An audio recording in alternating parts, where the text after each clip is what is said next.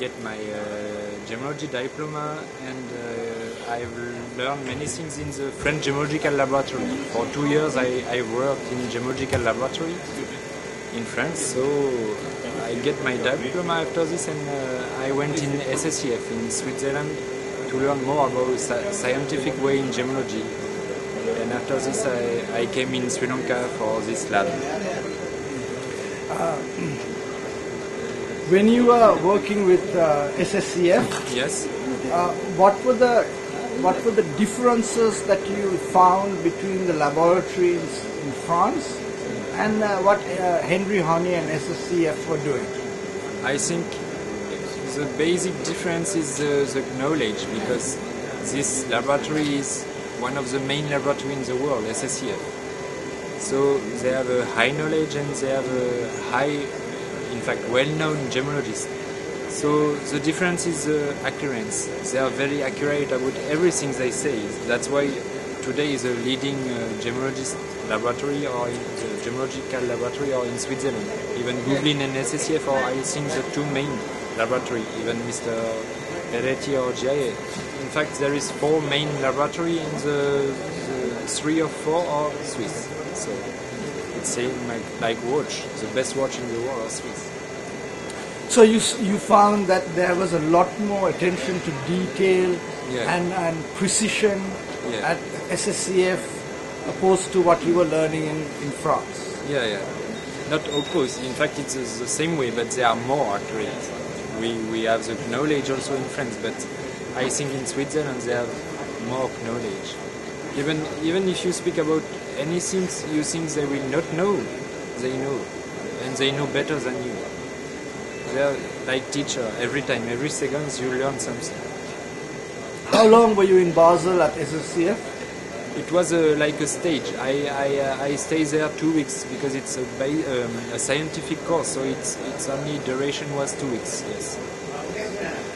And after you finished with SSCF, what conclusions did you come to, and what took you to the Netherlands to acquire this kind of equipment? It means I don't understand. After you finished SSCF, you purchased some equipment in the Netherlands. No, it was, in fact, we bought the equipment in Netherlands before I go to SSCF. So we bought the equipment, and after I go for the course to learn about this equipment more and more. So I have learned that, in fact, one thing is very important. Mr. Henny told me the first day he see me, he discussed with me, and he says the best gemological tools is your brain. Definitely.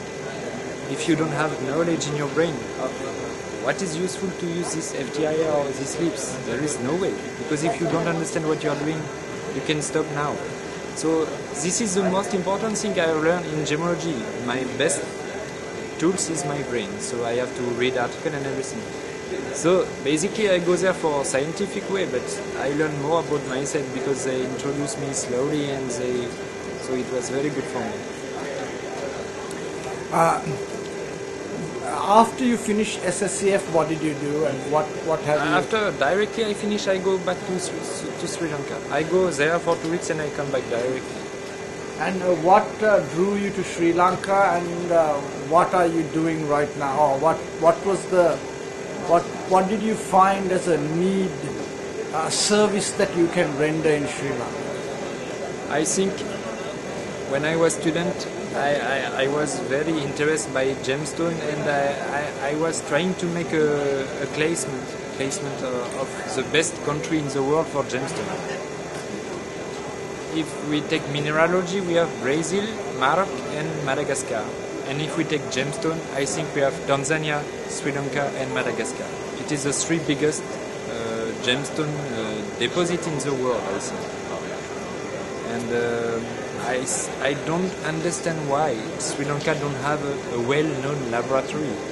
In fact, many, I don't know, maybe 10 million carats or 100 million carats per year export. I don't know exactly the rate. And you don't have a laboratory. Even if you go in Thailand, this is not a country for, this is a country for gemstone because you can buy and sell there. there is not so much mine as in Sri Lanka. And even if it's not a producer country, there are more than 4 laboratories in Bangkok. So in Sri Lanka there is no one. So my boss tried to open one lab in Sri Lanka, and I say, okay, this is a good opportunity because maybe I have a good knowledge, I can help this country for, I don't know, developing something or introduce something or learn something to someone. Or that is the way. And how many years have you been now living in and doing this in Sri Lanka? Now I am living in Sri Lanka since 14 months, since 1 year and 2 months. And now can you tell me what specifically does this laboratory specialize in? This laboratory is specialized in beryllium testing because we have now a LIBS, means this is a tools invented by NASA in the United States to go on Mars to detect if there is water or the chemical composition of the rocks. So they invented this machine, and now some gemologists have took these tools for gemology application. So now with this machine we can detect low elements same as beryllium. So our, I think, specialization is this machine because it's maybe the first time in Southeast Asia or something like this for this machine. So I think it's our specialization. And you are working for a company, you are not the owner of the company? No, I am not the owner, I am only worker in this company.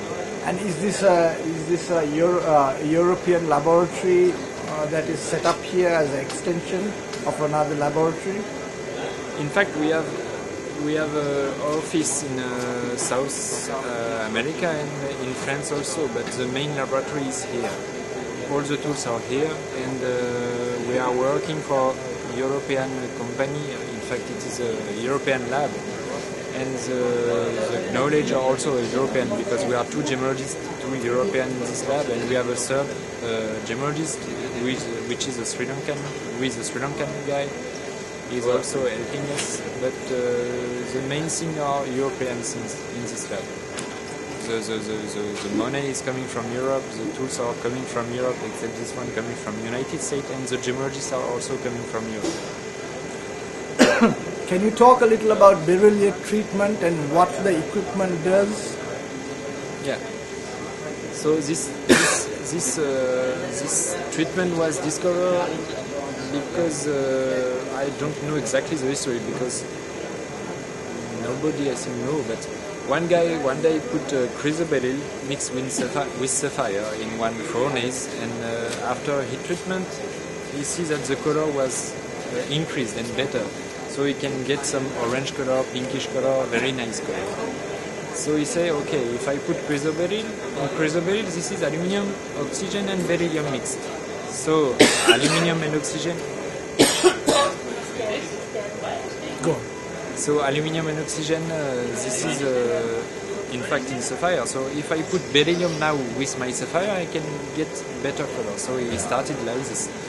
And that was done in Thailand, in Chanthaburi area or Bangkok, I don't know exactly. So the people don't like this treatment because in fact this is a natural stone but with chemical coming from outside, so it's not in fact 100% natural stone, it is treated. So normally they make this one with high temperature, but now in Thailand they discover that they can do also with low temperature, maybe 600, 700 degrees. So before it was not easy to find, but with microscope, when you see a yellow sapphire, high temperature treatment, you can say, okay, this is maybe beryllium treatment. But now you can't say, because this is low temperature, nobody, even with microscope, you can say. So you need this machine to test beryllium treatment. And in your period in Sri Lanka, what percentage of sapphires do you think are beryllium treated? In your experience? I don't have any rates. I don't know how many percentage of beryllium. I don't know how many. Maybe, I don't know. I don't want to say lies. I don't know exactly how many percentage of beryllium there is. Okay. Shall we go into the equipment and you can explain what you're doing and what the benefits are? if I put some stone here, you can see. I can focus, zoom in on that.